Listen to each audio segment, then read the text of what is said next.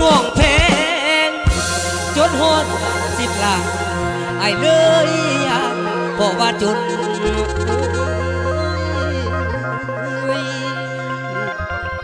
ละขัวมักมีลื่นล้น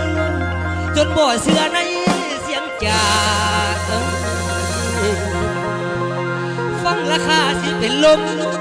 ได้คมใจกินยาแก้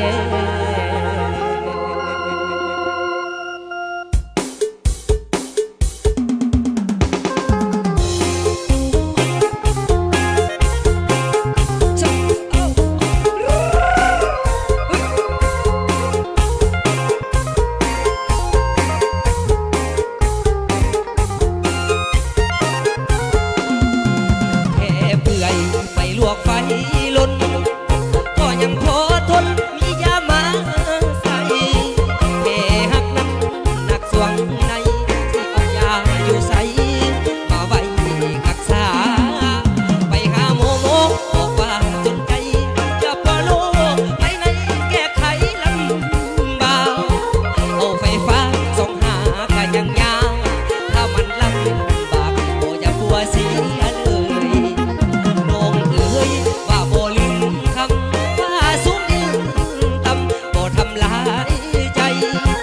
กาดองน้องมาเหลือลายความหักความอายทั้งเจ็บทั้งอาย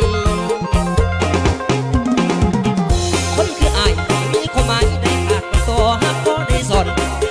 เขาบางบุญเพเสียมือลมคนก็พอสนได้แต่ด่านให้บ่หานสิต้องนั่งขึ้นจำนวนเงินเป็นหมื่นก็บ่ได้สิได้สมอน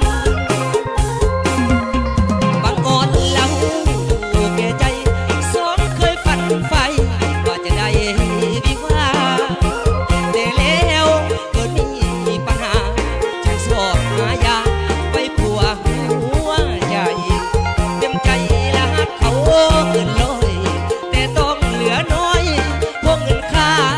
ดอกคนจนกินน้ำในนองเพราะว่าคนน้องขี่รถยนต์ติดขอพักแก่พักเอกครับสุดมากก็ได้เป็นเงินเลยสักร้อยหักเป็นร้อยแต่สักเดือนจนว่าแก่ก็เหลือชนจุดแต่เจ้าคนจนเจ้าเขาว่าอย่าจืดจะมาหมดว่าตื่นคืนนั่งบ่ใส่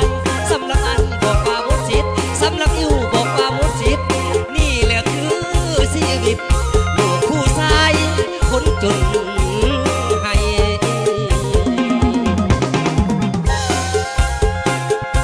เอาเกี่ยวเอายิ้มเด้อเมื่อคีย์บอร์ดเด้อยิ้มเด้อ